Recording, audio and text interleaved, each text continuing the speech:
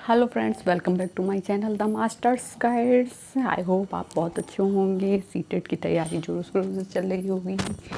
ये चलिए उसी तैयारी को और आगे बढ़ाया जाए, उसके लिए मैं लेके आई हूँ EVS NCERT की क्लास 2।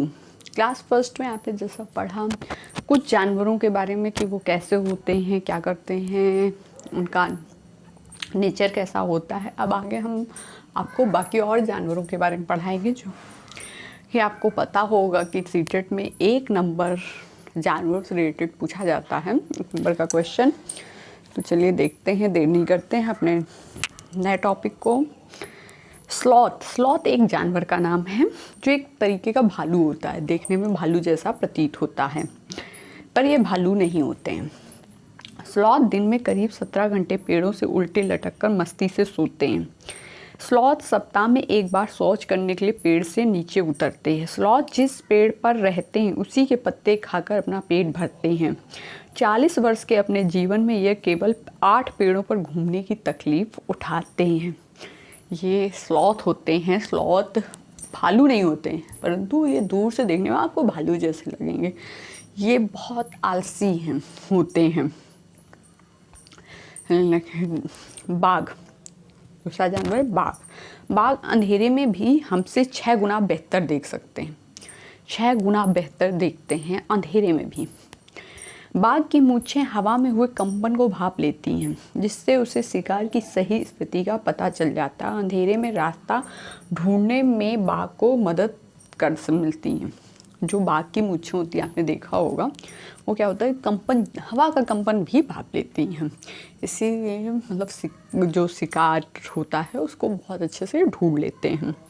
बाघ मौके के अनुसार अपनी आवाज़ बदलता रहता है। बाघ का गर्जना की आवाज़ 3 किलोमीटर दूर से भी सुनी जा सकती है। जब बाघ गरजते हैं तो 3 किलोमीटर दूर व्यक्ति भी उनकी आवाज़ को सुन सकता है। बाघ हवा की वजह से, पत्तों के हिलने और शिकार की वजह से झाड़ियों के हिलने से हुई आवाज़ में अंतर को पहचान सकता है। यानी जो बाघ होता है वो कि हवा से पत्ता हिल रहा है या किसी शिकार की वजह से पत्ता या झाड़ी हिल रही है, ये अंतर बहुत बाखूबी से पहचानता है।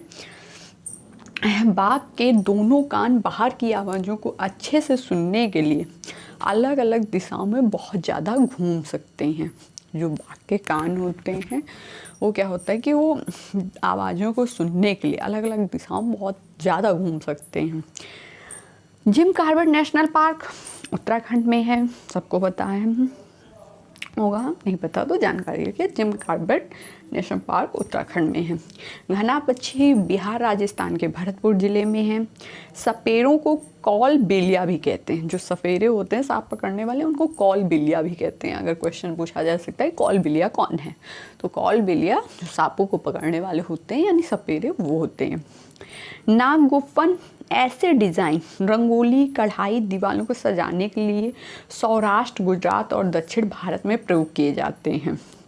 काल बेलिया नाच में सांप जैसी मुद्राएं होती हैं, इसीलिए सपेरों को काल बेलिया बोलते हैं। काल बेलिया डांस होता है, उसमें जो मुद्राएं बनती हैं वो सांप की मुद्राएं बनती हैं डांस करने में। तुम्बा, खंजरी, बीन आदि सूखी लौकी से बनाए जाते हैं। किससे? सूखी लौकी से बनाए जाते हैं। हमारे देश में पाए जाने वाले सांपों में केवल 4 तरह के सांप ही जहरीले होते हैं और उनके नाम नाग, करैत, दुबोइया, भपाई हैं।